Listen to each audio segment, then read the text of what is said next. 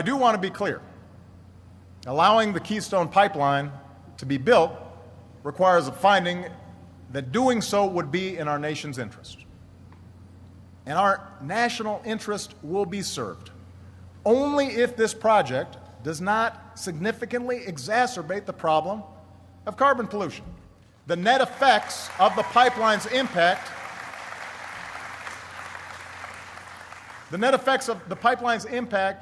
on our climate will be absolutely critical to determining whether this project is allowed to go forward. And the State Department is going through the final stages of evaluating the proposal. That's how it's always been done.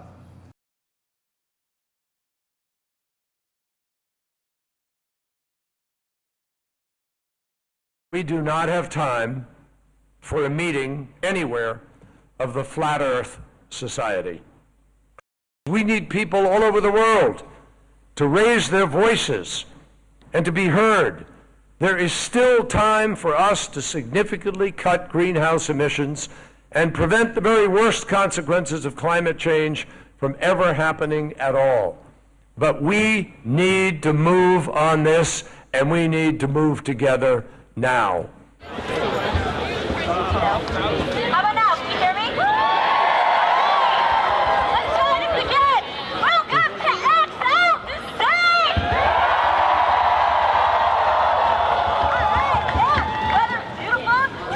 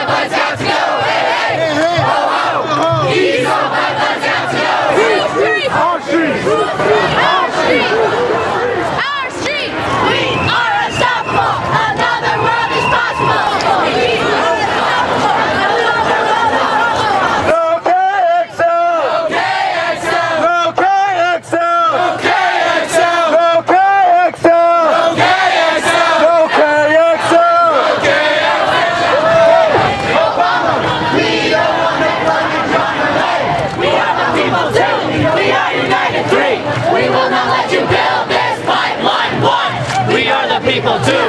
We are united three. We will not let you build this pipeline. One. We are the people too. We are united three. We will not let you. This land is my land. From California to the New York Islands, from the Redwood Forest to the Gulf Stream waters. Oh, this land was made for you and me.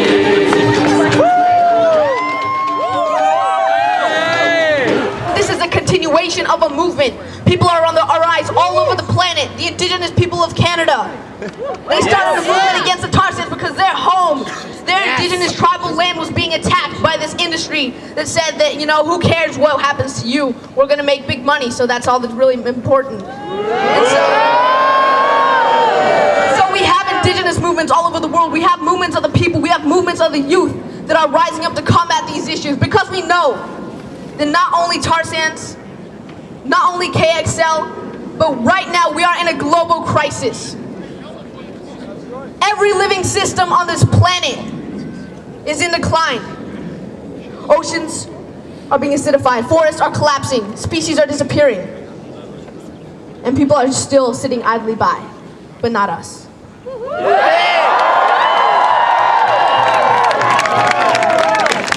So if this human race caused the greatest problem we have ever seen in any lifetime, then this human race and this generation can stop it. Thank you.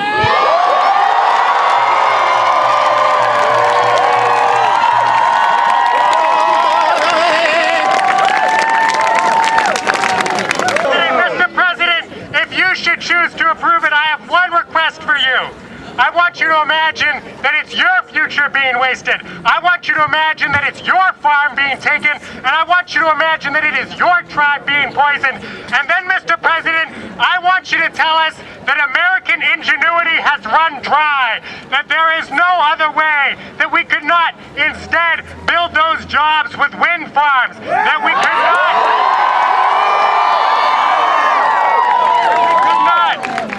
not instead fill our cities with buses and subways and bike lanes. And then, Mr. President, I want you to tell us again how much it is you care about us and how much we should care about you. Hello, and welcome to my hometown. I grew up in Northern Virginia, just 10 minutes away from here. Politics are regular dinner time conversation. I've had favorite senators as long as I can remember, and I've marked the passage of time with presidential elections. I started working on political campaigns when I was 14, and when a young junior senator from Illinois started making waves in 2007, I eagerly hopped on his campaign, making calls, knocking on doors, helping him win the nomination and win the presidency. Around this time, I became increasingly aware of the environmental inequalities that plague this city. As I wondered why the Anacostia River was so polluted while the Potomac River had been cleaned. As I wondered why I had grown up exploring pools and rivers in the area while the custodian in my dad's office had never learned to swim. I came to realize the disproportionate burden of climate change, from the damage from Hurricane Katrina, to the droughts in East Africa, to the Maldives. My comfortable suburban life, the 2.3 kids, the big backyard, the station wagon, it was causing a carbon footprint that was disproportionately affecting others. Others were paying the price for my life. I attended KXL rallies like this one, believing that Obama would make the right decision with just a little more time, with just an extra push. I knew a President Romney wouldn't think twice before approving the KXL pipeline. I believed that with another chance, President Obama would make the right decision. I believed he would make this the moment when the rise of our oceans began to slow and our planet began to heal. So in 2012, I took a semester off from college and moved to Derry, New Hampshire. For 6 months, I told folks this very story, that I wanted climate justice and I believed that President Obama was our best chance for national action. I worked long hours 7 days a week, making calls, knocking on doors, and building teams of people who believed and would do anything to keep the White House in responsible hands. From late nights finishing conference calls only to stay up all night making packets, to early mornings distributing tickets so others would have the opportunity to be inspired by our president, I was all in. I was all in because I wanted a president who took these threats to our future seriously. But now I'm not convinced. President Obama, you promised this summer not to condemn my generation to a planet beyond fixing. You promised not to approve Keystone if it would exacerbate the climate problem. You said we don't have time for a meeting of the Flat Earth Society, but equally laughable is the idea that extracting the tar sands wouldn't exacerbate the climate problem. Every step of the way, Keystone is an environmental disaster. From the First Nations communities whose cancer rates are rising as their land is being destroyed, to the communities along the pipeline who are living in constant fear of spills, to the refinery towns where low-income folks and people of color are disproportionately affected by the health problems caused by this dirty process. And it is not just people on the front lines. James Hansen said that Keystone would be game over for the planet. To me, this sounds like an awful lot of reasons why Keystone would exacerbate the climate problem. President Obama, we ask you to listen to the people power that propelled you into office in 2008 and again in 2012. To the youth who knocked on doors, who made phone calls, who organized their communities and showed up to the polls in record numbers because you were the change we could believe in. Because we had hope. Because you were moving us forward to a world where we were leaving behind the dirty energies of the past to say, yes, we can, to justice and opportunity. Yes, we can, to opportunity and prosperity. Yes, we can heal this nation. Yes, we can repair this world. Yes, we can stop the pipeline. Maybe under Bush, not under Obama. President Obama, we voted you in for change. Climate change isn't what we were looking for. No KXL! No KXL!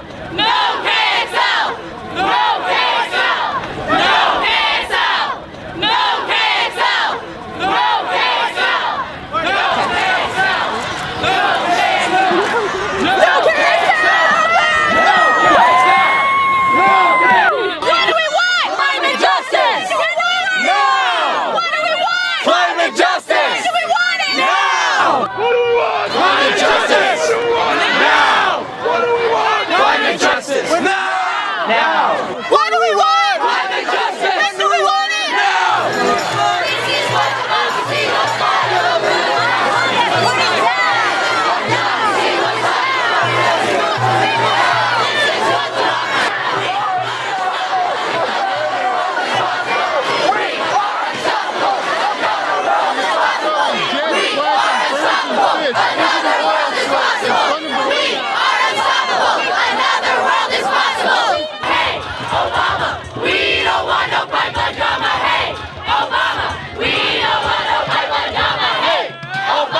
We're here standing up against the Keystone XL Pipeline, trying to let Obama know that we, the youth, are opposed to its construction, and yeah, we think that it's shitty. Sorry, you probably can't put that on TV or whatever the hell this is. And we didn't vote for this. We voted for a climate hero and a champion and someone that would listen to us and respect our voice, and he hasn't. He hasn't even tried. So we're here to just let him know that if, we are the next generation and this is what we want. Yeah, if he wants to vote as a youth, he knows what he's got to do to get it. And 2014, the House and Senate. We love you! We love you! We love you! We love you! We love you!